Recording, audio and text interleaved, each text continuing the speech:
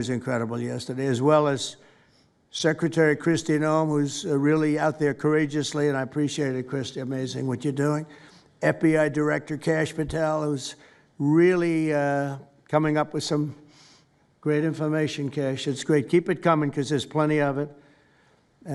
Deputy Attorney General, one of the best lawyers you'll ever find, Todd Blanche, who I know personally is a good lawyer because I'm here. Thank you very much, Todd. Good job, Todd. Let me ask Attorney General Bondi to say a few words, and then we'll follow it up with Secretary Noem and Director Patel. And we're going to have some of the people around the table, very courageous people, and they're going to be talking, journalists, almost all, and they're going to be talking, and we'll take some questions from the press at the end. Okay, Pam, please. Thank you, President Trump. And as you made clear, Antifa is a domestic left-wing terrorist organization. We've seen them on video for years because they wanted to be seen and they got away with it. They beat journalists, they attack courthouses, they attack police stations, they dox and assault our law enforcement officers. The Biden administration let them commit these crimes with total impunity for years. So did Democrat leaders like Pritzker and Mayor Brandon Johnson. Last week, independent journalist Nick Sorter was arrested just for protecting himself against Antifa. I saw it online and I called Nick. I couldn't believe what happened. He did all this just trying to save our American flag from being burned. He was pushed down and assaulted, yet the local police arrested Nick, not the Antifa thugs who did this to him. Antifa feels empowered to operate in the open because weak Democrats have turned a blind eye to their actions. Their hatred for President Trump and for law and order agendas fuels their violence. We've seen more than 1,000% increase in attacks against our ICE agents since January 20th. Secretary Noem is out there fighting for you firsthand to keep our federal officers safe, to keep our federal buildings safe, and we're not going to have it anymore, these thugs. We saw what's happening in Portland and Chicago, and you saw what happened in Dallas. No longer. This is not activism, it's anarchy. We can't and we will not let masked terrorists burn our buildings, attack our law enforcement, and intimidate our communities. Under your leadership, President Trump, we're deploying the full might of the federal law enforcement to crack down on Antifa and other domestic terrorist organizations led by Stephen Miller. And Stephen, thank you for everything you're doing. Last week, I issued a memo ordering our federal law enforcement agents, DEA, FBI, U.S. Marshals, and ATF to protect ICE officers from Antifa and other radical left-wing violence. Director Patel has been going non-stop. He and Deputy Attorney General Blanche were in Chicago yesterday. While Secretary Noem was in Portland, we are around this country fighting against this domestic terrorism. We had Apple and Google take down the ICE block apps. Hope they continue to comply with that. It's threatening the safety of our federal law enforcement officers. We're not going to stop at just arresting the violent criminals we can see in the streets. Fighting crime is more than just getting the bad guy off the streets. It's breaking down the organization brick by brick. Just like we did with cartels, we're going to take the same approach, President Trump, with Antifa. Destroy the entire organization from top to bottom. We're going to take them apart. Thanks to your bold leadership and the designation of Antifa as a terrorist organization, which is exactly what they are, Americans will no longer tolerate their unhinged violence. Thank you. Thank you very much, Pam. Kristi. Well, thank you, Mr. President, and thank you for hosting today and focusing on Antifa and the terrorists that they are. Let's not make any mistake. These individuals do not just want to threaten our law enforcement officers, threaten our journalists, and the citizens of this country. They want to kill them. Their agenda is to destroy the American people and our way of life, and this president is standing in their way. He is stopping them from bringing their death and their destruction to the individual citizens in this country that just want to raise their kids and their grandkids in peace and in safety. I want to also thank everyone around this table for being so bold and so brave, for standing up and recognizing the threat that Antifa is to our way of life. By recognizing how advanced they are, how sophisticated their networks are, how they've infiltrated our entire country, and we're seeing them play out with their tactics from city to city, and how they have built out their funding mechanisms. And sir, I also want to thank our Treasury Secretary for his work in getting to the bottom of these funding mechanisms and individuals who are perpetuating this violence on our American cities.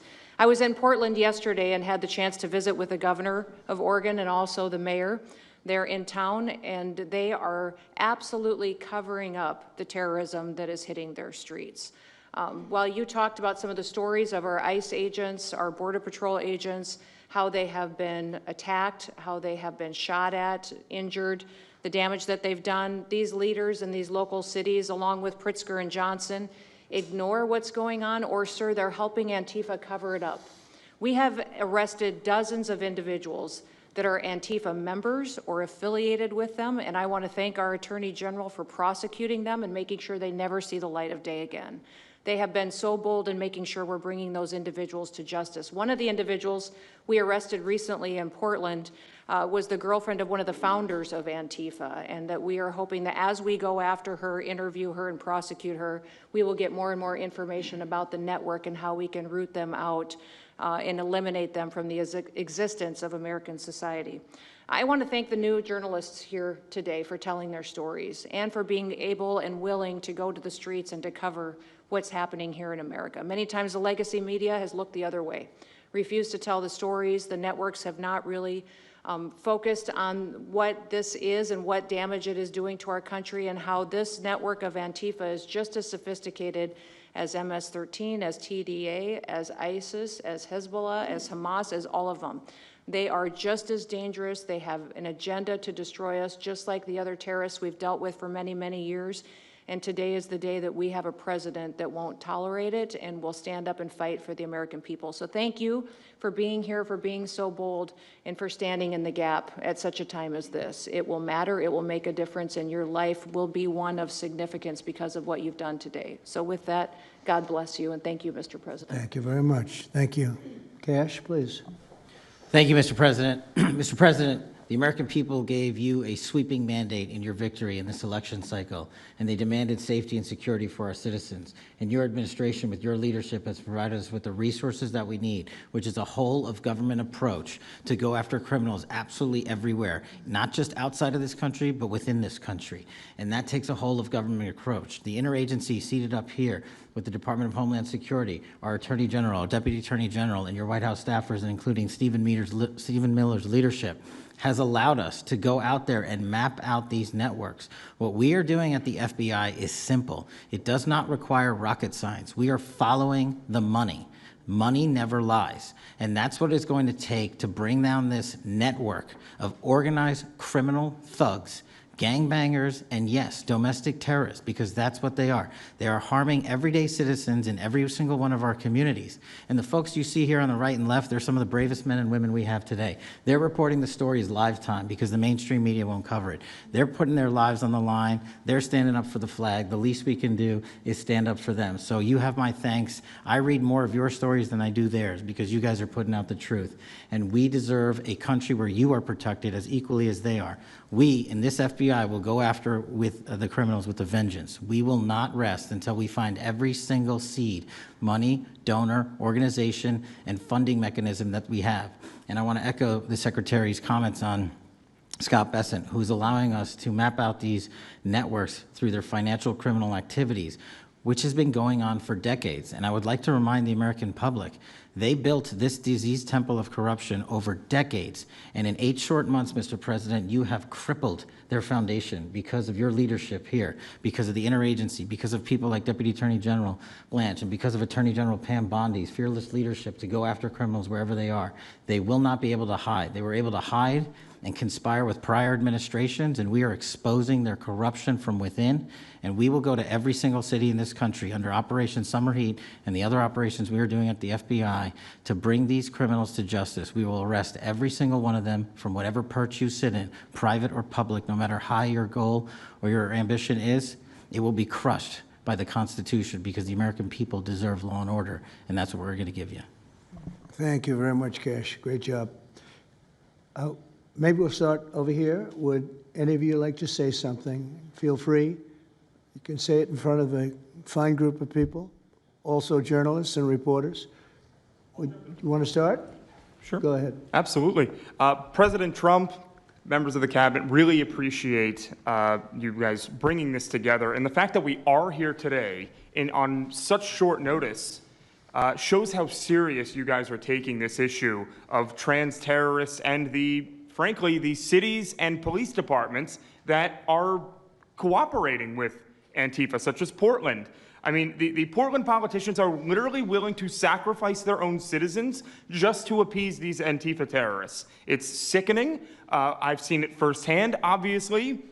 When I went to jail that night, never expected it to happen. I thought that they were maybe removing me for my own safety. It never crossed my mind that I was the one that was being arrested for a crime after I was just thrown into a hole. I heard from the Department of Homeland Security after I had gotten out of jail, and one of your, I won't say exactly who it was, but somebody very close to Secretary Noem over here said that they were legitimately worried for my safety in the Portland jail. But luckily, the Portland jail was, I was the only one there, essentially, because they don't actually arrest people in Portland, besides conservative journalists, I guess.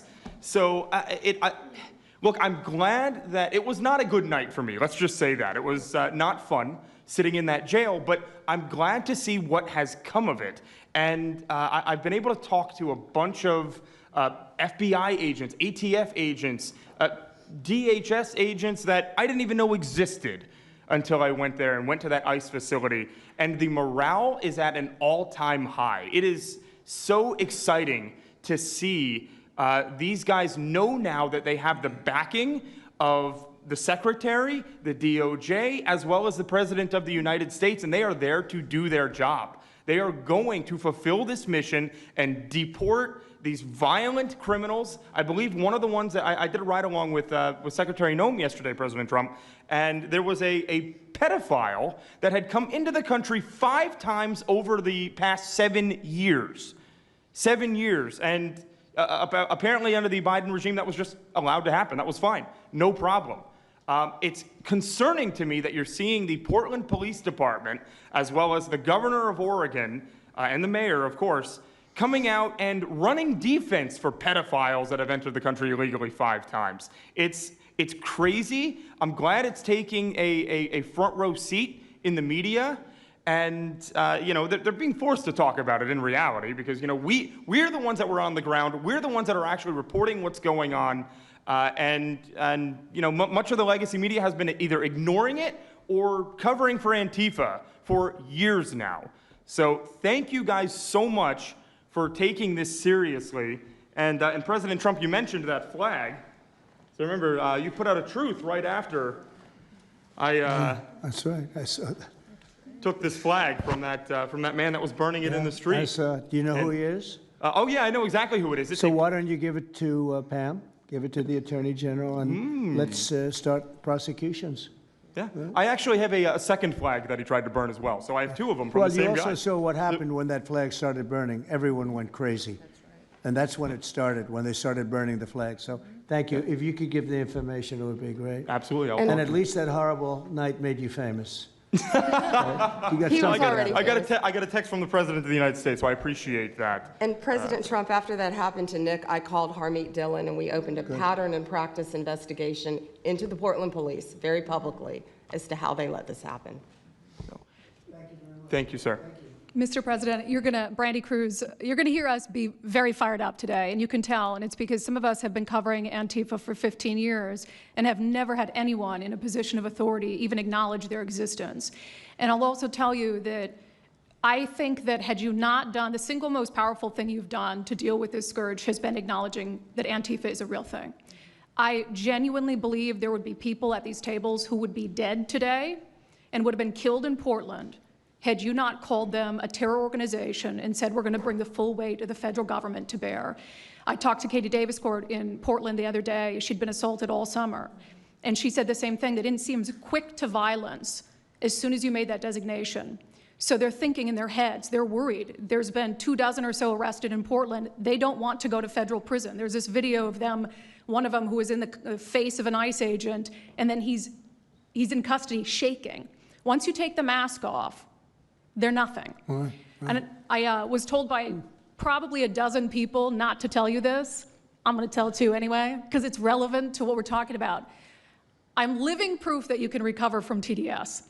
I had strong Trump derangement syndrome for probably 8 years.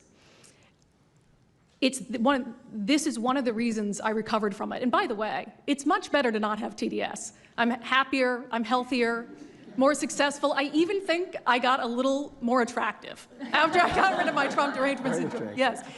You know, I'm a reporter in Seattle, and frankly, I could not care any less what any of you have to say about this meeting. Could not care any less. We're not here for you. I'm not here to convince any of you that Antifa is a real thing, because if you have not come to that conclusion by now, you are never going to come to that conclusion because you don't want to see it. And you're going to go and you're going to say it's a bunch of right-wing conservative influencers who are here spinning a tale. I was one of you. I was a mainstream reporter in Seattle for 10 years. I was a TV reporter on the streets doing my job, and I was still assaulted by Antifa. So it's not about being conservative, it's about people who go there and show what they're doing. And when I saw, after all those years, that the media wouldn't be honest about what was happening, that Democratic politicians wouldn't be honest about what was happening, I thought, well, gosh, if they're not being honest about that, maybe they're not being honest about President Trump either. And it opened my mind to just looking at things for what they were. And now I find you quite funny, actually. Now, it's like I said, I'm much happier about it. But, you know, for me, again, I could not care any less the stories that they go to print. This is what I care about. We have 3.5 years. Nothing is guaranteed, although I think if Democrats keep it up, we'll probably have Republican presidents for the next 3 decades.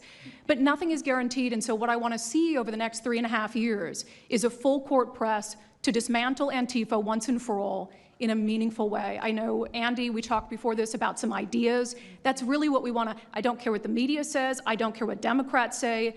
They will never wake up to this fact. So we want the federal government to take as many of these cases as possible, look at the interstate travel between Portland and Seattle when it comes to these people who are committing violent acts, and hopefully in 3.5 years, they will be a shell of their former selves. Very close to that, and it's Antifa and many others, Yes. unfortunately. There are many others, bad ones. Most have been named terrorist organizations. There are a couple that we're going to, but I think we've got it pretty well covered. But there are many others, but very specifically today it's Antifa, and it's really bad, and we're going to get it cleaned up. Andy, do you have something? Thank you very much. I'm glad you no longer have TDS. I feel very good about that. Fully recovered. Thank you. Thank you, Mr. President and members of the Cabinet. I have a lot of gratitude, and a little bit about my background. I'm born in Portland, Oregon, from there, and growing up, it's always been left-wing, very progressive, and I liked it. It had cafes and artists and those who lived a bohemian lifestyle. And in 2016, I was a graduate student at Portland State studying political science. I was an editor at the student paper there, a very progressive paper, and I was assigned to cover the election night demonstrations. Well, the elections night protests turned to riots, 3 days of violent rioting in Portland, and it was the first time that I saw groups dressed in black with their faces covered. This was 4 years before COVID. Some of them were waving the black flag of anarchism, some the red flag of Marxism. And within seconds, they would ravage one street to another, to another, to another. And the next day, I would read the legacy media, which I still read at that time and looked forward to, and I looked up to those journalists. And I was really shocked to see that the narrative was that these, in my view, anti-democratic political violence was legitimate acts of protest because people were concerned about racism or all these other lies. And so for the next 4 years, I just continued going out with my video camera. I thought, look, people can ignore what I write because of spin, but videos can quite speak for themselves. And in 2019, it led to me nearly losing my life. I was covering another Antifa protest turned riot. At that point, had been routine in Portland, and then I was ambushed in a mob beating. And I had never been in a fight. I didn't even realize that I was being assaulted until seconds in. And the punches came from everywhere on my head and my face, and I was bleeding out of my eyes and ears. And then they threw all the drinks in my eyes to humiliate me further and to laugh at me. And I was rushed to the hospital in an ambulance and CT scan, and I had subarachnoid hemorrhage, which is bleeding in the brain. I nearly died. And after surviving that, the reporting that I saw in liberal media it seemed to suggest that I had deserved it because they branded me far right. And some even went so far as to suggest that I maybe faked my injuries. A BuzzFeed reporter asked for my medical records, which I did provide, but this felt so, it's like because I didn't die in that attack, there was another round of people who wanted to finish me off. But I continued, and then 2020, Portland was really the epicenter of the longest political violence. Those months of riots, I was on the ground, undercover, and there was an assassination there. There was a supporter of Donald Trump named Aaron Danielson who was shot dead by a self-described Antifa member who then fled out of state and died in a shootout with US Marshals. In 2021, I returned undercover, naively thinking that enough time had passed, and was chased through the streets of downtown and beaten, nearly choked out. The person who was trying to choke me out held me so tightly that I had the blood, the vessels in my eyes burst. So one of the symptoms were my eyes were completely red after that, and I was hospitalized. So thank you so much for acknowledging Antifa and for directing your administration to treat them as domestic terrorists. It's going to be really challenging because how they organize is that they are decentralized, autonomous, and they operate on deception. And we're still to this day told that they don't exist, that it's a figment of our imagination. I think the DOJ could look at federal conspiracy charges. The state of California and San Diego County last year broke up an Antifa cell in San Diego. And I think maybe perhaps the State Department should designate Antifa, its international arm, as a foreign terrorist organization, FTO. So thank you so much for this invitation, Mr. President. Thank you very much, Andy. Great. That's a rough time you had, huh? So the chokeout was almost the end, you felt? Yeah, that was my only near-death experience in my life, and I'm quite shaken when I think about it now. It really feels unbelievable to me that on the streets of America that this type of violence against citizens could become so routine and accepted and cheered on by people. Although, you know, in the immediate aftermath of Mr. Kirk's assassination, we saw again that type of depravity play out on quite large swaths of the left. So there's a deep sickness that's in this country right now, and it pains me a lot to acknowledge it. Yeah, the amazing thing is you look at Portland, and you see fires all over the place. You see fights and, I mean, just violence. It's just so crazy. And then you talk to the governor, and she acts like everything is totally normal. There's nothing wrong. It's almost like, are you waking up from a dream or something? You see it on your network. You see it all over the place. And it's so bad. It's so crazy. It's like the movies you see for the kids. I guess not only the kids, adults also, where you have these bombed out cities and these bombed out people. It's like worse than that. I don't think they could make a movie as bad. And then the governor will get up and say, I don't know why they're coming here. It's such a wonderful place. And the amazing thing is the people want us to be there. The people, when they get the real people that live there, many of them have left, but the real people want us to be. The same thing in Chicago. So they've had 60, 70 murders over a short period of time. Murders, people that got shot. They've had hundreds of people shot, and then a guy like Pritzker, or this low IQ mayor, gets up. I mean, he got up, he's got a 5% approval rating, and the people are all against him. They want people to come. Beautiful black women are wearing a MAGA hat last night on television. Beautiful people. And they said, we don't care who comes, just stop the crime. They don't care, frankly, they don't care if it's National Guard and military. Send in anybody you want, stop the crime. and they're afraid to go out. They can't even go out. And then a guy like Pritzker, think of that, 50, 60, 70 people over a short period of time murdered, actually murdered, mostly gun violence, but knives, but gun violence, they're murdered, and hundreds of people shot. They had one weekend where they had like 18 murdered and 71 shot. But they said, you know what their excuse is? Yeah, but it was a long weekend. In other words, it was a long weekend, so that was okay. And then Pritzker gets up and he says, like, I don't know what they're talking about. We don't have crime here. They're crazy. I think actually they're petrified. You know, their families live there, everything else. I actually think they're scared. Pritzker was a failure in his family. They threw him out of the family business. Guy's a loser. But you know what? They actually, I believe they're scared. They're actually frightened for their lives. Jack, please say a few words. Mr. President, thank you so much for having us here today and holding this roundtable. Antifa is real. Antifa has been around in various iterations for almost 100 years in some instances, going back to the Weimar Republic in Germany.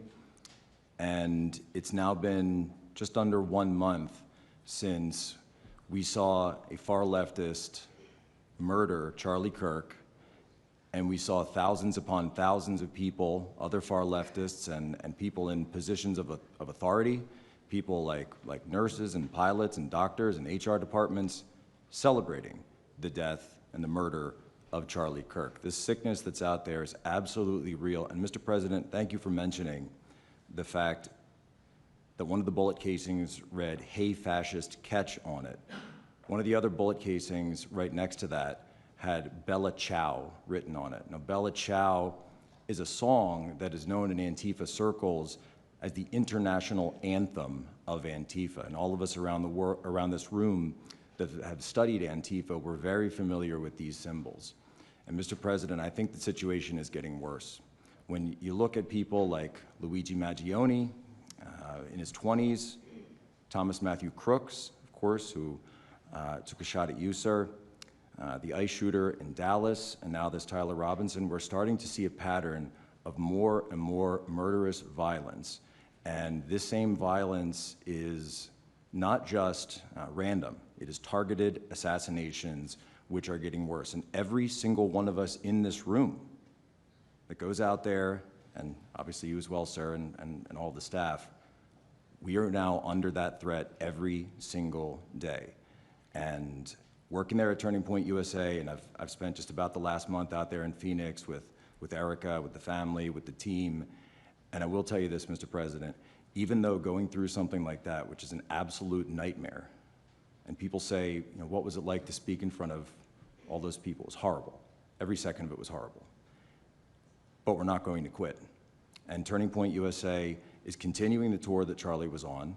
We had 6,000 people when we went back to Utah. We had 5,000 people last night in Montana, if you can believe that. We are continuing to organize on campus. We are getting more and more people coming out in the face of this threat, knowing what happened to Charlie. But Mr. President, we need to do something about this, because I fear that the next one who could be killed could be sitting at this table right now. And we're not going to stop. But they need to stop, and they will not stop until they are stopped. Thank you. Thank you, Jack. I appreciate it very much. One thing I have to say is that Washington, D.C. was almost as bad. I don't know what could be worse than Portland. You don't even have stores anymore. They don't even put glass up. They put plywood on their windows, but most of the retailers have left. But Washington, D.C. was so bad, and Pam, I'd say it took 12 days to really make it pretty good, and a month to make it great. And now people are going out to dinner. The restaurants are booming. They don't have enough seats. They're opening up new restaurants because many of them closed. And people are walking down the street totally safe. A reporter, I'm not sure if she's there. I can't see somebody reported it. She is. She was violently assaulted.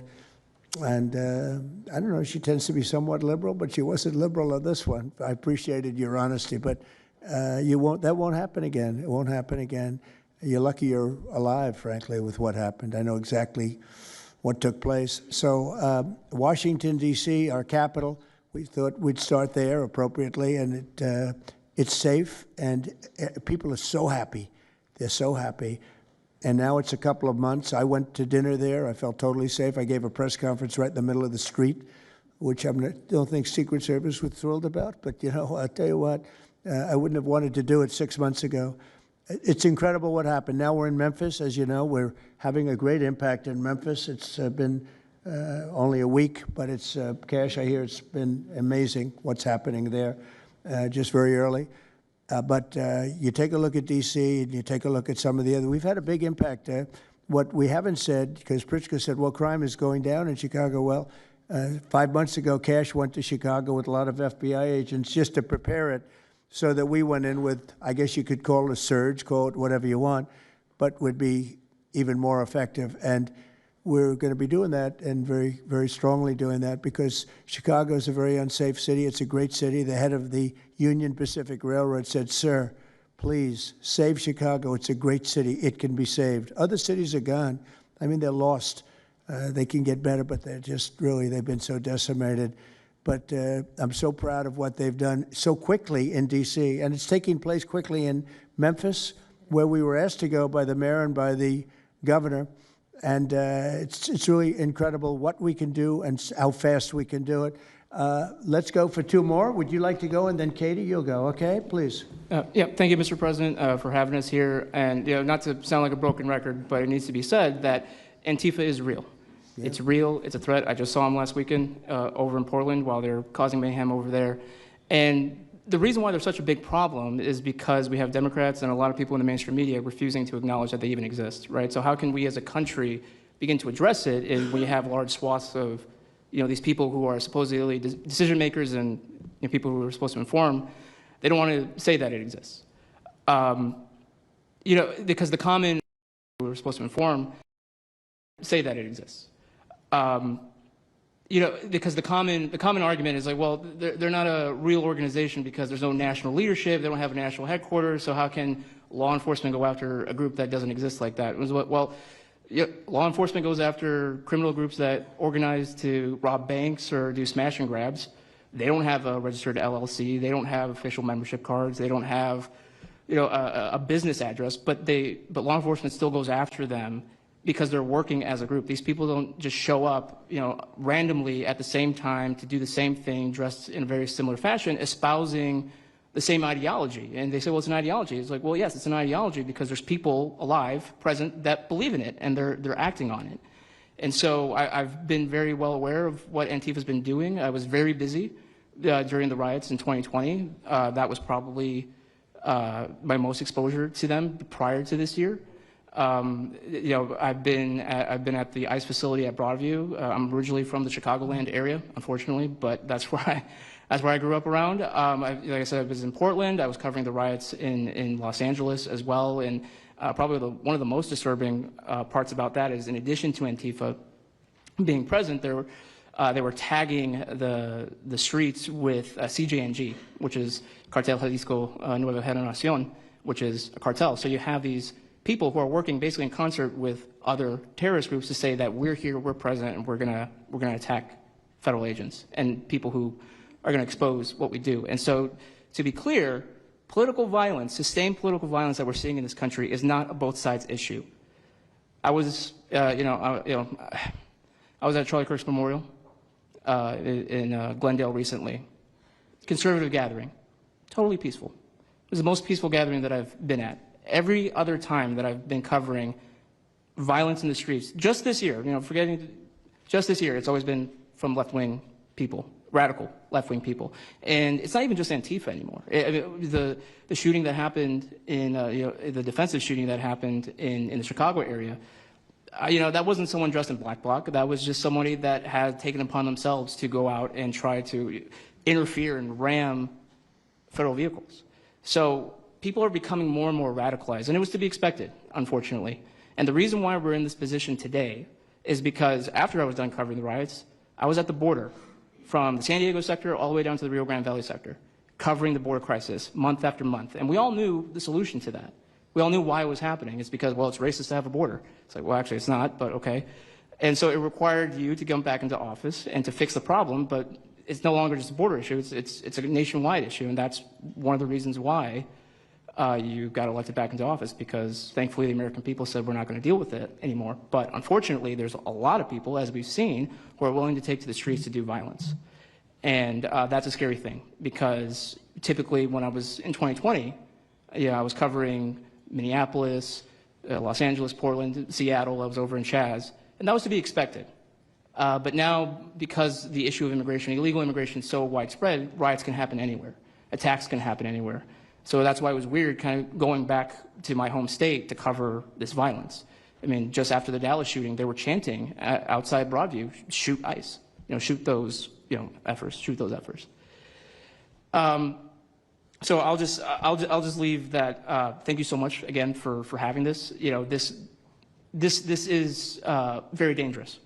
We don't work for companies that have billions of dollars. We're running and gunning often on our own.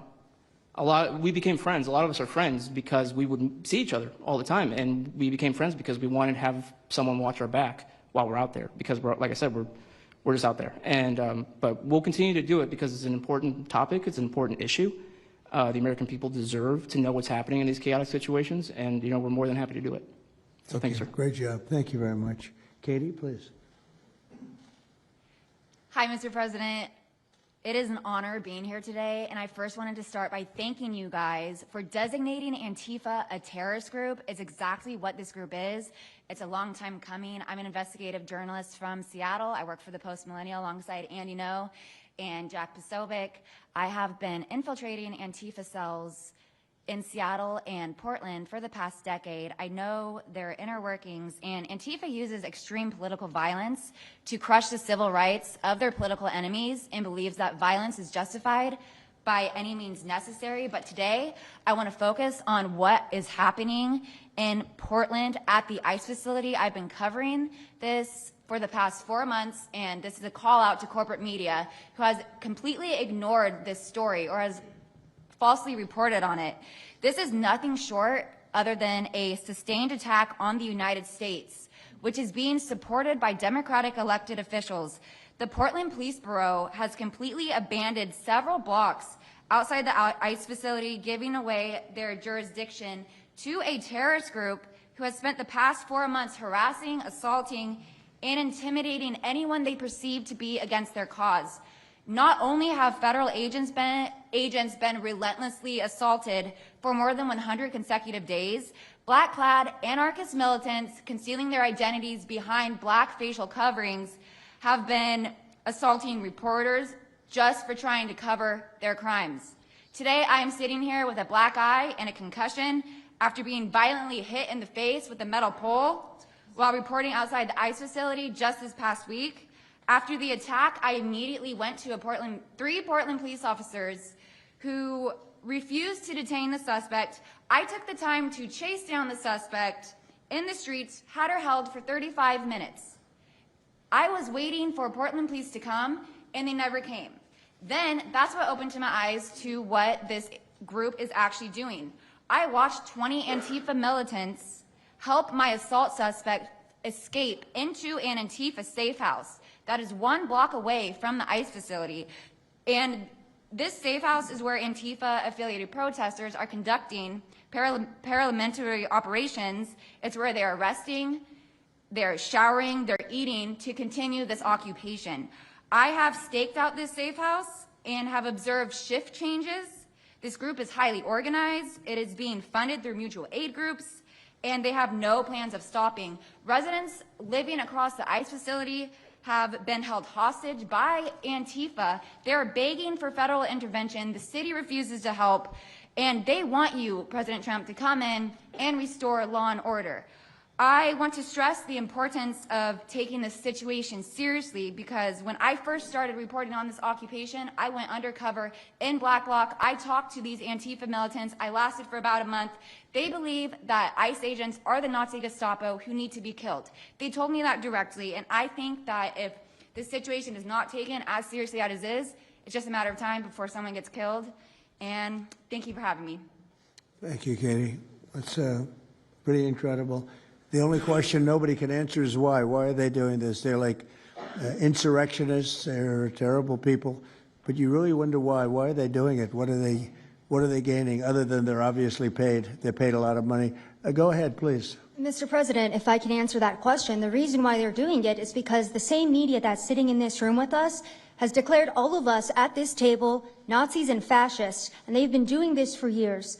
This is why Antifa feels emboldened to attack us. Now, almost every single person at this table has been threatened with a steel bat. We've been assaulted, we've been harassed, we've been threatened, and that is in huge part due to the media. So my message right now is for you guys, because 2 years ago, back in 2020, by the way, I was censored for my reporting on Antifa here in Washington, D.C. You were talking about how safe it is now, Mr. President. It wasn't so safe back then. Back in 2020, I watched as a father was being mobbed and surrounded by Antifa members as his terrified, crying children looked on and the police here did nothing. I watched as a woman had her hair violently ripped out of her skull simply for waving an American flag on the streets of Washington, D.C. And by the way, if you guys try to go and find any of this footage, you won't find any of it because Twitter deleted all of it because our president shared my reporting and they deleted my entire account immediately after. So now, if you want to know what happened in 2020, all you're going to see is the media headlines that said that it was fiery but mostly peaceful. Thanks for that one, CNN. The reality is that it was an extremely violent period of time, and for the last 10 years, Antifa has been wreaking havoc on law-abiding and innocent American citizens, and it needs to end. Now, I'm with Turning Point USA. It's an honor to be here, Mr. President. Thank you guys so much, everybody in the administration, for giving us a seat at the table, because the media has not only been demonizing us for so long, but immediately after the brutal assassination of our founder, Charlie Kirk, our Turning Point USA chapters have seen an uptick in violence across the nation as Antifa chapters that are embedded in our universities go and target them. It's been extremely difficult to report on the ground, and for a long time I was afraid to go to Portland because I knew that the only people who would have my back, like Julio said, were one of my friends on the ground because there is no police force there. I was terrified to go because I knew if I got shot or stabbed, and I have been assaulted, I've been mobbed and robbed in Austin, Texas by Antifa, that nobody would come to help me. So my plea to the entire administration, especially to the DOJ, is every single radical left-winger who is in front of the ICE facility in Chicago, in New York, in Portland, please make sure that you use the full force of the law to come after each and every single one of them, because it is us being soft on left-wing violence that has fomented all of the terror that we have seen in this country, and it is the left wing getting away time and time again with assaulting law-abiding American citizens that has led us to this place. So truly, to the Americans that I speak to on the ground, they feel completely abandoned by their state and local government. So please step in. You have Americans begging for the National Guard, and to the media over here, please report on the truth. Please do your jobs. I'm an American citizen. Everybody at this table simply views ourselves as American citizens who have an iPhone and the will to actually tell the truth. So please take your job seriously and tell the truth to the American people. And thank you for letting me be here on behalf of Charlie to continue his legacy of cleaning up the country. Thank you, Mr. President. Thank you very much. Appreciate it. Wow, you feel very strongly, I can see. I'm mad. I got beat up so many times, Mr. President. My friends have gotten beaten up, and I want to cry right now from happiness because we have been completely ignored for so long. For almost 10 years, we've been getting assaulted on the streets. I have watched children cry as their parents have been attacked on the streets. That should not be happening at our nation's capital. So please, again, the DOJ, please utilize the full force and go after each and every single one of these people. Fantastic. Thank you very much. Great job. Impassioned. That's important because you should feel like that. Please, go ahead. Mr. President, thank you for having us here and bringing together this panel of brave journalists, everybody on this side of the room. And no one can speak to the violence better than these people here. So I think we know that this is not just a story about violence and chaos, as you alluded to, Mr. President. This is a money story. And at the Government Accountability Institute, my colleague and I, Peter Schweitzer and our team, we followed the money, and we followed it to the top of what we call the protest industrial complex, Riot Inc. And we found a network of NGOs. It's not just the Soros network, the Open Society network, it's other funding networks, the Arabella funding network, the Tides funding network, Neville Roy Singham and his network, Foreign Cash. And it's also big left-wing funders. Some of them are not citizens of this country. Mr. Hans-Jörg Wyss of Switzerland, They're pouring money into this entire ecosystem. And so I want to share 3 money facts with you about what we call Riot Inc. Number one, like any corporation, Riot Inc. has many divisions. It doesn't just have the Antifa boots on the ground division. It has PR divisions. It has marketing divisions. It has a very well-funded legal division to get these boots on the ground back on the streets as quickly as possible. But it does have those investors that I mentioned. Number two, we have identified dozens of radical organizations, not just the decentralized Antifa organizations, but dozens of radical organizations that have received more than $100 million from the Riot Inc. investors. These would be the lawyer groups. These would be the groups that advocate for calling good, honest Americans fascists, et cetera. And then 3, I think the most shocking thing is that we have found that more than $100 million in U.S. taxpayer funding has flowed into these funding networks, including at least $4 million to these very groups themselves, not just Antifa types, but there was an event in Atlanta called Stop Cop City. Over 60 rioters were charged with domestic terrorism. These groups received money for that from both the billionaire class as well as taxpayer money. So one other thing, this money helps fund the decentralized crowdfunding platforms. These are ways that Antifa, the John Brown Gun Club of Elm Fork, which had links to that attack on the ICE facility, the Socialist Rifle Association, and just because they don't have LLCs or EIN numbers doesn't mean they can't get paid. Some of these funding platforms, crowdfunding platforms, are funded by this network that we call Riot Inc. So, again, I want to thank you for your leadership, for the whole cabinet's leadership on this. We're going to keep following the money and appreciate everything you're doing, sir. Do you know the name of any of the funders? Do you know the names? Because if you do, I'd like you to give them to Cash or Pam. Absolutely. Or Christy. Yeah, we'll do that. As soon as you can. That's all of you. Because you probably know the names after a certain period of time. You tend to find out. But these are people that do not have good intention for the country, and that's treasonous probably. So if you could, very important, if you could do that, it would be great. Nobody would know better than you. You'll figure it out. Thank you. Please, go ahead. Yeah, my name's Nick Shirley. I'm 23 years old. I'm a 100% independent YouTube journalist. And over the past year or so, I've been able to go to 15 countries. I've hung out with people in the gangs of Brazil, in the favelas, in the prisons of Secot. But yet the most dangerous places I have been here in the United States, unfortunately. And I've had the opportunity to show people about the protest Antifa here in the United States, and there's nothing organic about what they are doing here in the United States. I've watched people be bussed in from states. I've watched the same lady at a protest in Atlanta be bused to a protest in D.C. and then in New York City. There's nothing that is honest about what they are doing. And they have signs. I've seen the same signs here in D.C. and in London as well. It's a big organization and corporation that they're running. And people may wonder, like, what's the threat to us as Americans if we go? Well, you'll be labeled as a fascist, you'll be labeled as a Nazi, and they'll wish death upon you because they wish death upon me. And just last week in Portland, Oregon, I watched a lady get trapped in her car, surrounded by Antifa, and her sister messaged me after seeing the video. She said, the only reason I think my sister was safe is because you were there recording. I also was chased out by a member of Antifa who said he would smoke me, and next thing he knew, a DHS sniper had lasers on his chest. If he was not there, who knows what would have happened that day. These people are very dangerous, and people wonder how they're able to do it. The reason is because these cities are not enforcing the law. And why should these people be worried if the law is not being enforced? And we are not far right, nor are we far wrong. We're just right. And the truth about what's happening here in America with these groups is very dangerous, and I thank you, Mr. President, and your administration as well for acknowledging that. Thank you very much. It's too bad you have to go through it. I know, it's a little crazy, right, Mr. President? Well, you're going to get to the bottom of it, so it's a very important thing you're doing. Thank you very much. Please, Cam. Yeah, I've just got something very short. I'm attacked every time I do my job. When I leave my house to go to work, I am violently assaulted. I've had guns pulled on me. I've been bear sprayed. I've been beaten down. I've been almost killed. So my question for all of you is, how would you feel if every time you showed up to work, masked militants tried to kill you?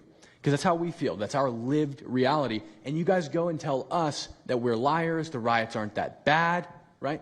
I've never seen any of you guys on the ground. In fact, I've never seen anybody representing the companies you work for on the ground. You guys come to us for interviews that never get published. Stop saying we're lying. We're not. We risk our lives every day to do the job that you guys are too afraid to do. What network would you say is the worst, if I could ask? Oh, man, yeah, that's a real tight spot. Honestly, it's a simple question. And well, there's a lot of people in this pool, and I would say I'm not talking about Fox. I'm not talking about Newsmax or any outlet that resembles them, so I'll let you guys put the pieces together on who I'm exactly talking about. Who would you say, which network? MSNBC, for sure. Oh, they're terrible. I agree. They're CNN, probably close, yeah. Yeah, I'd rate it that way, yeah. MSNBC, that's Brian Roberts. Yeah. That he allows that to happen is a disgrace. Absolutely. And CNN is second. Yeah, I would say CNN is not quite as bad as MS. MSNBC is not really a news site anymore. Oh, MSNBC is sick. Yeah. They're sick. Well, sir, it's also else? just the stories that they publish about what's the ICE enforcement operations that are so heavily slanted that it's no longer, as I was saying, no longer just Antifa, but Americans that are becoming radicalized. So they've been very irresponsible with how they've been reporting on it. Who is that? MSNBC, for example, they're Would you rate them the worst? probably. Who would you rate second? Well, they ran a story about an operation in Southern California about how a father of 3 Marines was arrested, and they made it seem like they just did it because he's brown. But there's video of that same man charging at the agents with a weed whacker. Now, I've worked with weed whackers back in the day, and you don't want to be on the receiving end of one of those. So that's why he was arrested, but the story was presented as if it's a brown guy just simply being arrested. And I've been around ICE agents, and, I'm a citizen, so, I feel fine. But it's just, that's why. It's not just Antifa. It's not happening in a vacuum. It's It's working in conjunction. I think they work in conjunction with some of the media. I think ABC is very bad. I think NBC is very bad. And CBS has a new owner, so we have hope for CBS. CBS has a great new owner, my opinion. But I will tell you, ABC is terrible.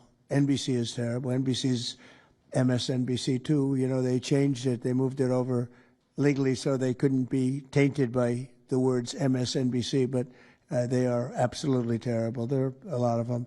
What about independents? Independent networks.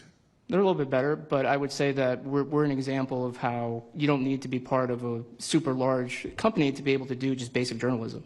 All you got to do is sit and record, and you'll let the story play out. And that's why they hate us. That's why Antifa targets us. Well, I watched a level of dishonesty that's incredible, where answers are changed. Like just before the election, an answer was changed by Kamala. She gave a horrible, death-defying, election-defying answer, and they took the answer out and they replaced it with another answer that she gave 5 minutes later, having to do with a different subject, but at least it wasn't election-defying.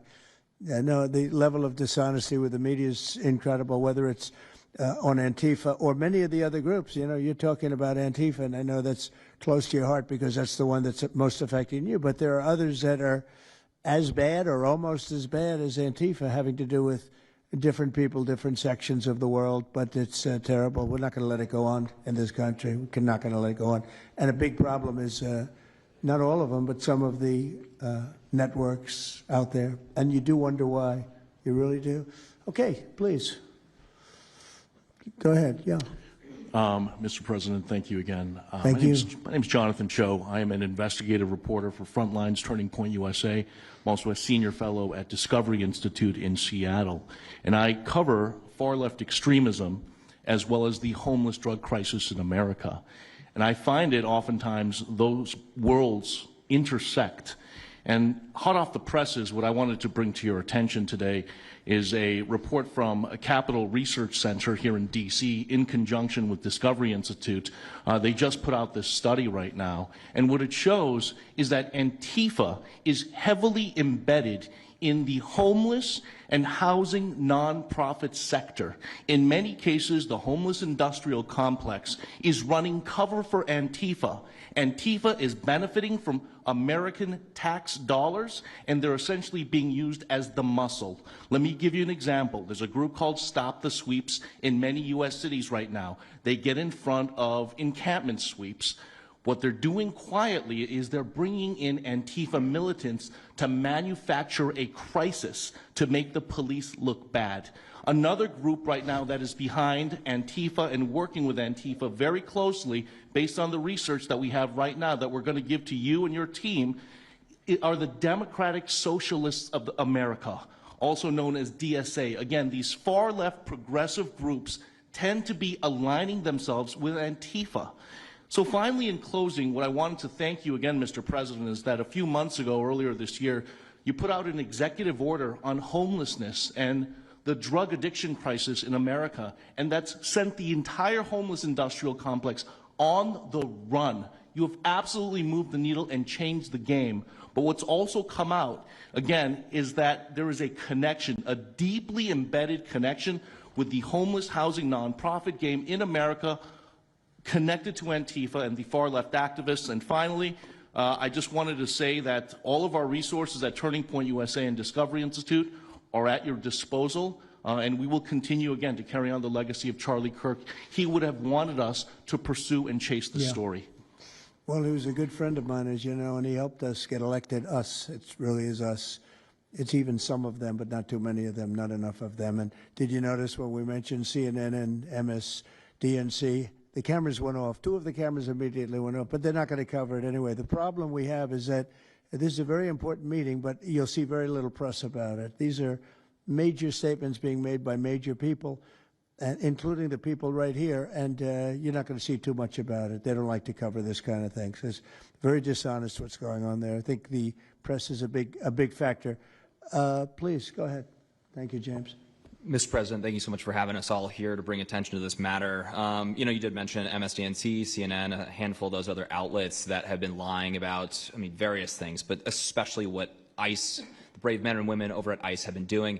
I was talking to Antifa members in Portland the other day, and, you know, a lot of these people genuinely believe, they buy these lies, and they genuinely believe that they're fighting against literal Nazis and not brave men and women that are, putting their lives on the line to basically, you know, enforce basic immigration law, right? That everyone seemed to agree with up until maybe a few years ago, a handful of years ago. So once again, thank you so much for having me. My name is James Klug. While my primary job is traveling around the country, having conversations with Americans about various political topics and issues, you know, I have had a lot of run-ins with Antifa over the last 5 years. And I do think that Antifa is a primary reason why many conservatives are afraid to go out and protest and make their voices heard and maybe bring friends and family to a demonstration and exercise their First Amendment right, because they are literally deathly afraid. And I talk to these people all the time. They're afraid of militants showing up in black bloc and hurting them and their families. And, you know, I've personally witnessed Antifa assaulting hundreds of police officers. I've witnessed them firebombing police departments and federal property. I've witnessed them making death threats against federal agents, police officers, journalists. I think I've witnessed every single person here, maybe not personally, but I've seen them get, you know, hunted down and attacked. And so, you know, this is a group that is responsible for a good percentage, if not a majority, of the violent riots in 2021 and 2020, when Democrat mayors had a kind of a hands-off approach with these left-wing militants. Just as a quick reminder for everybody, we're talking about dozens of murders that happened in those riots. We're talking about billions of dollars of damage to property and communities all over the country. We're talking about thousands of officer injuries. So this isn't just like some little thing that they're, you know, oh, they punch a journalist here and there. No, they're responsible for a lot of damage and a lot of people that have, you know, unfortunately died, and basically suppressing people's voices, you know. And so what I did want to talk about is, to get this footage, almost every single person in the room here, to get this footage, you have to go undercover because you are at risk of being beaten or worse. You have to go undercover. You have to film low-key to capture them committing crimes. This is stuff that the mainstream media was not doing and has not been doing. They'll show when Antifa is maybe, it's a little bit more peaceful, and they'll show when it's more mellow, but they'll remove the cameras when things get violent and it's actually dangerous to be here. And I have personally witnessed legacy media vans showing up at a riot 300 yards away, getting out of the vehicle, filming for 30 seconds, saying something like, fiery but mostly peaceful, packing up, and to add insult to injury, you have Democrat politicians that are saying it's just an idea, right? That's all this is. So it's just an idea. After all of this chaos, it's just an idea. Well, that idea has threatened to kill me and many of my friends that are here today. So, Mr. President, thank you so much for bringing this to the forefront, and it's definitely making a big change. Really appreciate you. One question. So why is it there are numerous groups? I mean, Antifa is terrible, but you have other groups that I guess probably are almost as bad or just as bad. Not one other group was mentioned. I'm sort of surprised at that. You just come into contact with Antifa? It seems to be that you mostly come into contact with Antifa. Please. There's a lot of overlap, and I would say that, for instance, Jonathan brought up the Democratic Socialists of America. They're basically the same thing. I mean, there's a lot of Democratic Socialists of America who are out there in black bloc, hiding their faces. And so I think we use, and I do understand, for the record, I do understand the challenge, as Andy pointed out, with Antifa as a graspable entity. I do. But at the end of the day, when you look at behavior, you prosecute behavior, right? We're not prosecuting ideas or ideology, you're prosecuting behavior. So whether you can prove that this amorphous thing is Antifa or someone has a patch that says Antifa, it doesn't matter. Did they assault someone? Did they assault a federal agent? Were they engaged in rioting? What is it? And so they're always using that, oh, well, they don't call themselves Antifa, even though some of them literally do. It's called Rose City Antifa. How long has it been around in Portland, Andy? Since 2007. They call themselves Antifa. In Seattle, I was outside the federal building, and they were yelling, "There's no police here. This is Antifa land." And then at the same time, Democrats, like our governor, oh, Antifa is an idea. But yeah, I think Antifa can overlap with a lot of other entities and organizations. Okay, very good. Thank you. President Trump, I just wanted to add this real quick, because you were asking which mainstream media outlet is the worst. What I think, it's any of them that decided to call Kilmar Abrego Garcia Maryland Dad. Because when I'm out there on the street talking to these people, they call Maryland Dad is this human, he's actually a human trafficking MS-13 gang member that's illegally in the country. But the amount of people on the street that I spoke with that thought that he was a U.S. citizen that was being deported to Uganda is dangerous. These people genuinely believe, based on what comes out of the garbage standing over here, that you guys are deporting U.S. citizens. So that's what's causing all these when problems. you have a governor like Pritzker in Chicago, where you have Illinois, which is in a lot of trouble. Chicago's there, potentially a great city again. It's not great now, but it could be great again. That's why we have to get there soon, because eventually you can't do that. What makes a man like that say that things are wonderful? Why doesn't he say, we love that President Trump is going to come and help us clean up Chicago and make it safe again, as opposed to fighting us and pretending that there weren't 50 murders and 200 shootings and all of that? Why is that? Go ahead, Nick. To spite you. To spite the administration. That's simply what it's about at this point. Because, if you go and talk to some of these citizens, like, I'll use Portland as an example again, because I've been there for so long now. You talk to the neighbors that live in the apartments next door to the ICE facility. There are veterans with PTSD that live there, and they're here all night long, screaming, fireworks being lit off by these rioters, children crying because they, can't sleep at night and they're scared of all the noise outside, and they can't leave. They got a lease. You can't just leave. These people aren't wealthy individuals, and that's one of the major problems here. And these people are afraid to come out and speak out, and they're getting no help from their government at all. They've been begging for the noise ordinance to be enforced outside of their apartment complex for months now, and the city of Portland has ignored them every single time. The victims are, as I said, they're afraid, but the governments aren't doing anything because they want to spite the administration. It's all political. And the politicians make you feel like you're foolish, like there's something wrong. Like, how could President Trump be saying that about Chicago? And yet, the night before, you see that, 11 people were shot, 5 people died, and you have him talking about like it's a wonderful situation. They make you feel guilty. And a lot of people don't get over that. They just don't get over it. I think they convince the people. Do wealthy people leave too or not? Places like Portland, are the wealthy people leaving? People that can leave, are they leaving? I think that they're moving to the areas that have been gentrified. I mean, the Oregon governor, when she was saying, we don't need Trump here, she's walking around. It's a very tight shot, if you notice that. And she said, Portland's just fine. Look at me. And they'll focus on the couple areas of Portland that are very nice. Well, she was saying that, and there were explosions in the background. Yeah. I mean, there was a reason they cropped it in. Explosions in the background. Sorry. Anybody have anything else to say over here?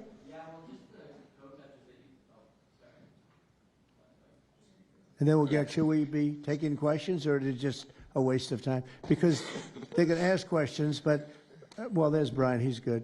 But you know what? In a way, it's a waste of time, because if you give a great answer, they don't put it on. If you give a horrendous answer, or even if you give a great answer, they make it sound like it's not a great answer. They're very dishonest. Go ahead, Nick. Yeah, and I think part of that dishonesty comes from what they see. For instance, I've never been asked to go on any other show besides Fox News. My clips go viral everywhere, but they've never even asked, like CNN's never asked, MSNBC's never asked, and a lot of times when I go to hotels, I'll stay and I'll watch like MSNBC. Fortunately, their ratings are terrible. They are terrible. MSNBC is dying, and CNN is dying like a dog. And poor CNN, it's so pathetic. It is very pathetic. You ever see their anchors in the evening? That nobody ever heard of them. Where do these people come? I could take anybody off the street in Washington, D.C. that do a better job. Yeah, and it's not hard to show what's going on these days. You literally have an iPhone and you can post it on X. They don't believe in the star system, It's just one of those things, right? Okay, Nick, you finished, Nick? Yeah, Are you very finished, much. Nick? Good job. Thank you very much. Well, you've been through hell, I tell you that, but you're really incredible patriots, incredible people. Go ahead, please, Brian. Brian, go ahead. I'm so thankful for each and every one of you here right now, and I'm very grateful that my network, Real American Voice, has partnered up with many of you. Jack and Sylvan, you have a show on a network. Many of you, Savannah, have appeared on a network as well, so thank you for being here. My question is this: in terms of following the money, I would just notify that the city of Austin is cleared to vote tomorrow to basically waive a $120,000 fee so that a No Kings, basically an anti-Trump rally, can occur in their city. They're bypassing the fees, rolling it to the taxpayers. So my question is to you: what can the people of Austin, Texas do right now to make sure that their tax dollars don't fund a No Kings anti-Trump rally coming up? Why don't you just tell me that I would love to do something about that, bring a lawsuit, do something. The best thing you can do is have honest elections, because the elections are totally rigged in so many of these places. You take a look, the people, they're all loving you. They can't breathe. They love so much, every one of them. You don't see one negative. Then all of a sudden you lose the election by 20 points. The elections are so rigged, and we proved that in 2020 more than any other time. But even the last election, there were areas that I won by much more. We won in a landslide, but I actually won in more of a landslide than we thought. I said, you got to get out, make it too big to rig. And fortunately, the people made it too big to rig. They tried. But the biggest thing you can do is have honest elections. If you don't have, and you need great media. You need borders. Wait. You need borders.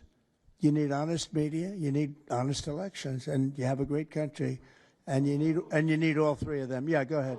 Lieutenant had ties to all these radical groups that you talked about inside here, so thank you for removing. I would like you to make a big deal, though, if they're waiving a fee, but I guarantee they wouldn't waive it if it was it's not Trump. If it were a conservative rally, they wouldn't be waiving it. So maybe you can look into that, Pam. Todd? Mr. President. That sounds like one for Todd, Pam. Go ahead, Todd. Good luck. There's proof that Antifa actually infiltrated on. Who are you? I am with What network? I'm with Al Arabiya. It's an Arabic network based in Riyadh in Saudi Arabia. But I am before in Pula today. Mr. President, you said that you might go to the Middle East on Sunday. Do you mean Egypt and Israel? And would you consider going to Gaza to see what things are on the ground? I would. I might do that. I may do that. We haven't decided exactly. I'll be going to Egypt most likely. That's where everybody is gathered right now, and we appreciate that very much. But I'll be making the rounds, as the expression goes. I probably will. Mr. President. Mr. President. Go ahead. Just to clarify, you said you might go to Gaza. You're saying that's Who the you first with? topic. I'm representing the TV pool, but I'm with NBC, sir. That's too bad. Okay. Well, just to clarify, you said you might go to Gaza, and then the second question I had earlier today, you said the mayor of Chicago and the governor of Illinois should be jailed.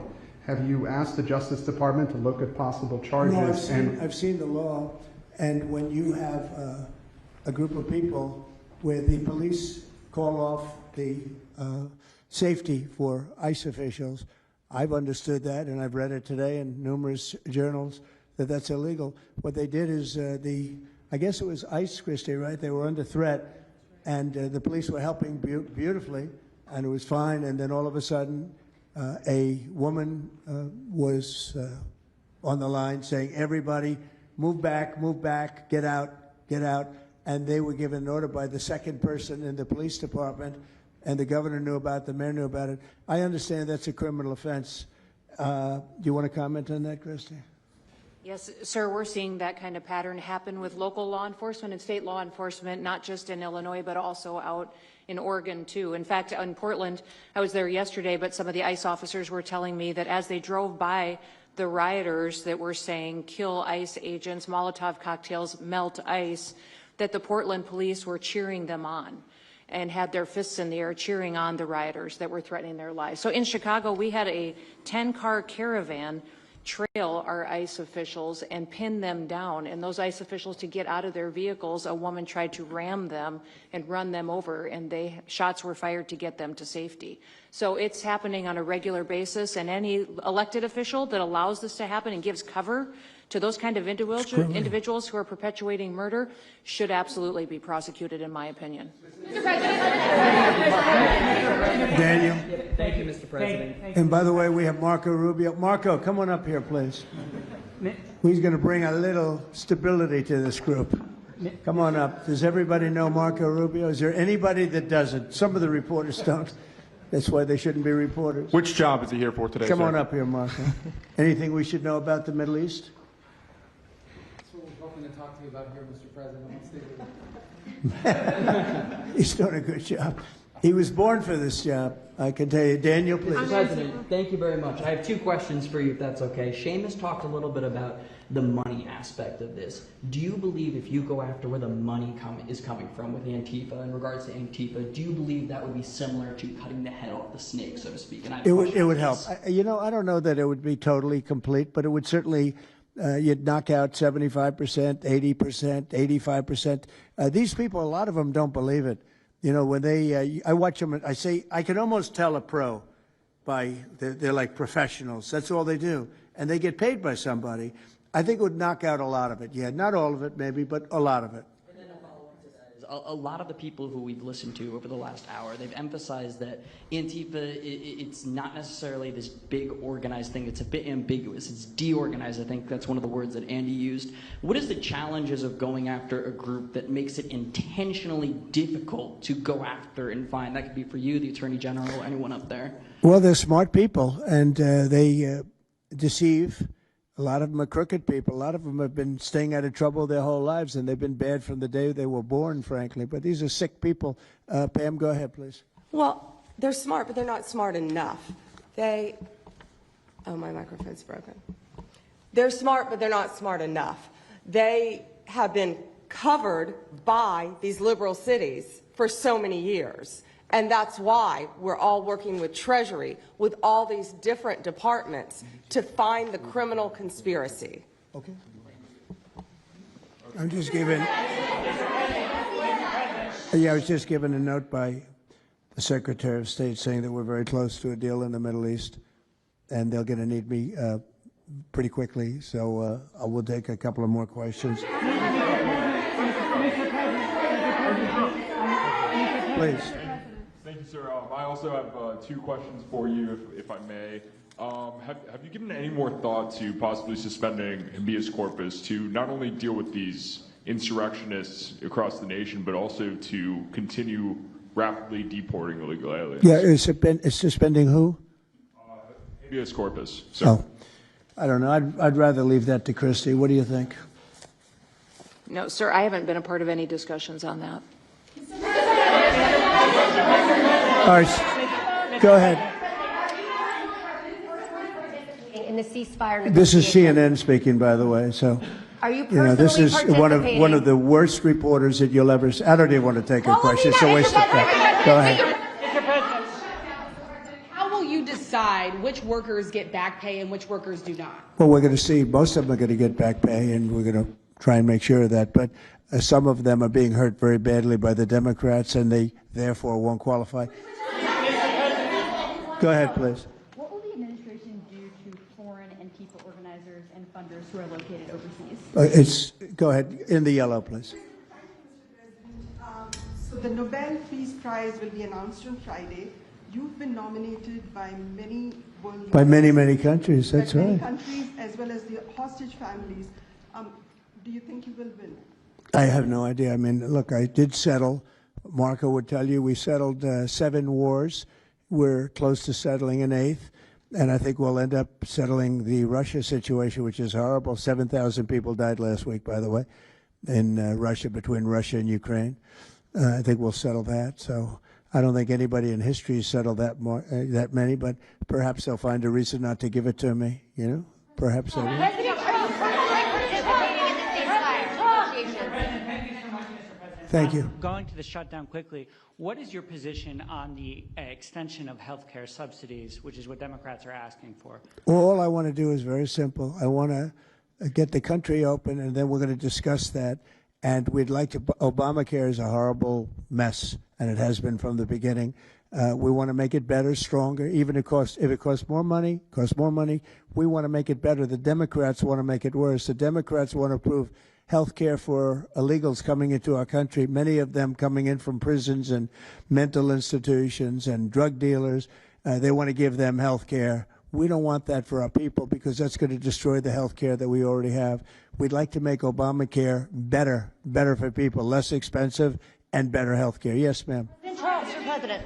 I'm wondering if you've been briefed on the organization and funding of Antifa, and if so, what have you learned? I have been, and they have pretty good knowledge, but they're going to have a very good knowledge. And I really ask these very brave patriots that we're surrounded with today to let us know, because I think you probably have some pretty good ideas. And even if you're not sure, let us know and we'll figure it out, okay? If you could do that.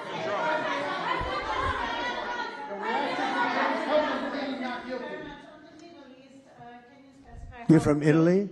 No, I'm from France. Can you specify how close we are to the deal? Would that be announced today, tomorrow? And do you want to see the hostages released before you travel to the region? No, I think I'll probably go maybe before the hostages are released or shortly thereafter, pretty much shortly thereafter. Yeah, please. Participating in these negotiations. Go ahead. Who are you with? Who are you with? The Center Square. I had the honor of asking you originally if you would designate Antifa a terror organization. And I stand here before you today, and I'm echoing what Andy said over here. Are you going to work with your administration as the Secretary of State's here? Are you going to work with your administration to designate it a foreign terror organization? You mean a terror? Antifa? A foreign terror organization. Well, has that been done? Pretty close, right? Would you like to see it done? Yes, Mr. President. You think it would help? They have foreign links I'd be glad all to across do it. I Western think it's Europe. the kind of thing I'd like to do. If you'd like, does Middle everybody East. agree? If you agree, I agree. Let's get it done, okay? Let's get it done. Marco, we'll take care of it. Mr. President. That's international, you mean? Yes. International. Mr. President. Sounds good to me. Foreign terror organization. Steve, are you okay with it? Yes, it's true. There are extensive foreign ties, and I think that would be a very valid step to take. Good, I think so too. Yes. Good, I think it's a good point. Thank you. President Trump, President, are you planning on personally participating in this? On the shutdown, we are now about 1 week away from military service members missing their paychecks. We'll always take care of our military. Would you encourage Congress to pass a standalone bill to pay our service members? Yeah, that probably will happen. We don't have to worry about it yet. That's a long time. You know what 1 week is for me? An eternity. 1 week for me is a long time. We'll take care of it. Our military is always going to be taken care of. Yeah, please. Blue dress. Blue. Rebecca with Blaze News. I'm curious to know, so you're talking about the money funding these Antifa organizations, and somebody brought up Roy Singham, I think it was you, who, by the way, is married to one of the co-founders of Code Pink, this infamous left-wing organization. I'm curious to know the administration. Who is that? Who is that? Roy Singham. He's married to. No, did you say they're here? No, he's not. A journalist brought him up, but I see. Okay. Yeah. Okay. Seamus, thank you. Good bring up. Excellent. Go ahead. He's somebody who's been reported on extensively, and I'd love to know what the administration is going to do to actually bring consequences to some of these names you mentioned. Well, I don't know the name, but I would like to ask Pam to take a look at it. You know, a lot of the best information we find are through you and other people like you. So I'd like you to look at it, Pam.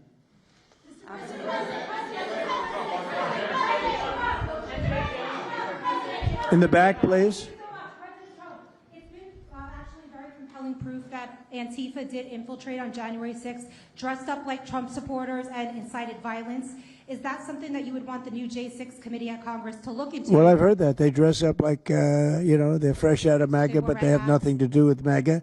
And they make trouble and they try and blame it. And yeah, we know some of that and we will be acting on some of that. We've seen it. So I think you could stay a little longer, but you know, the problem is, although you have some very honest journalists in here, you also have some largely dishonest journalists like MSDNC and CNN.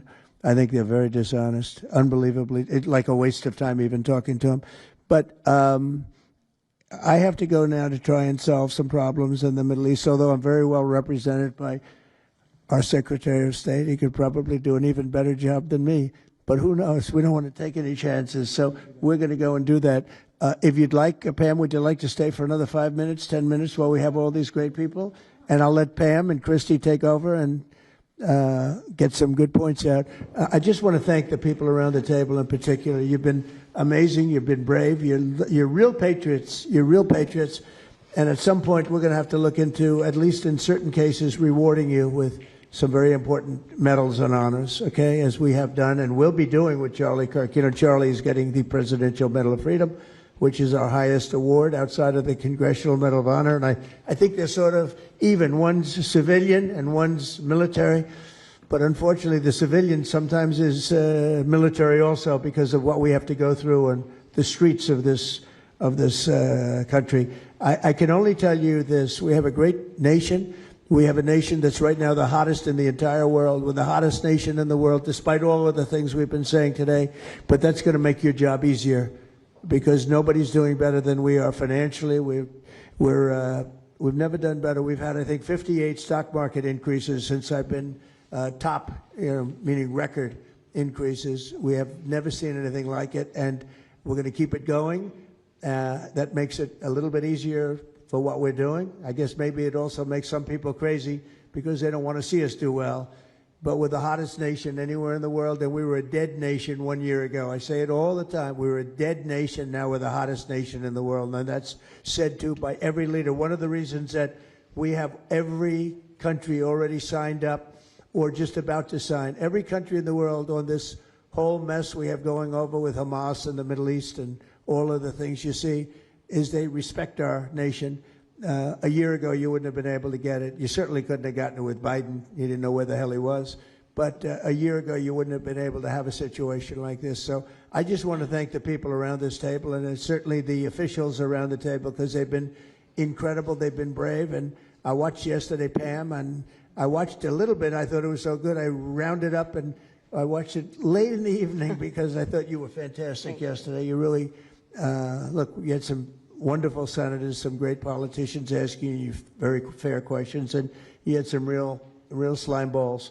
But I thought you were amazing, so thank you very much. And Christy, thanks for the great job. Cash, thanks for the great job.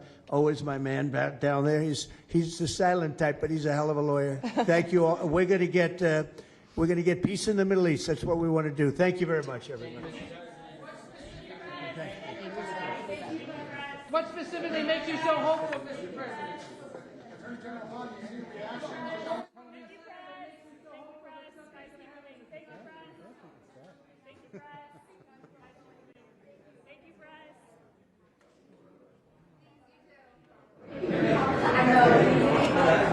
What's left to do, Mr. Rubio? Mr. President, what's left to do on Gaza? Thank you, guys. Thank you. Keep it late.